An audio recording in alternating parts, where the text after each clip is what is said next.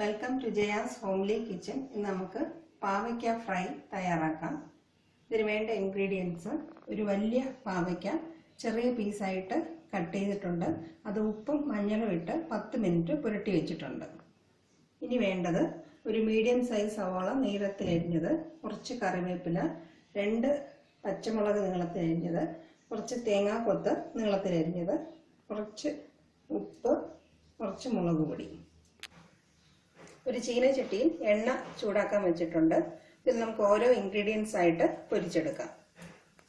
ആദ്യം സവാള പൊരിച്ചെടുക്കാം.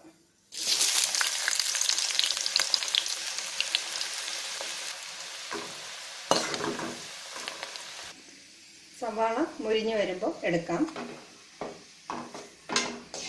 പാവയ്ക്കയും ഇതുപോലെ 2 പ്രാവശ്യമായിട്ട് പൊരിച്ചെടുക്കാം.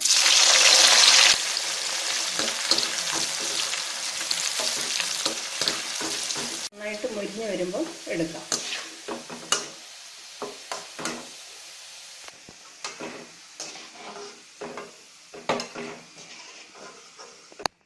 ബാക്കിയും ഇതുപോലെ പൊരിച്ചെടുക്കാം. ബാക്കി പാവയ്ക്കയും ഇതുപോലെ പൊരിച്ചെടുത്തിട്ടുണ്ട്. തേങ്ങാക്കൊത്തും ചെറുതായിട്ടൊന്ന് പൊരിച്ചെടുക്കാം. തേങ്ങയും പൊരിച്ചു പോരാം.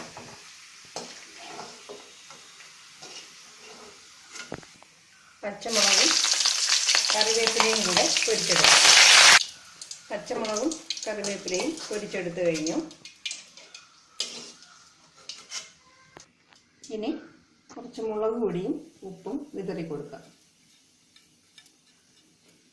ഇത് നന്നായിട്ട് മിക്സ് ചെയ്തെടുക്കണം.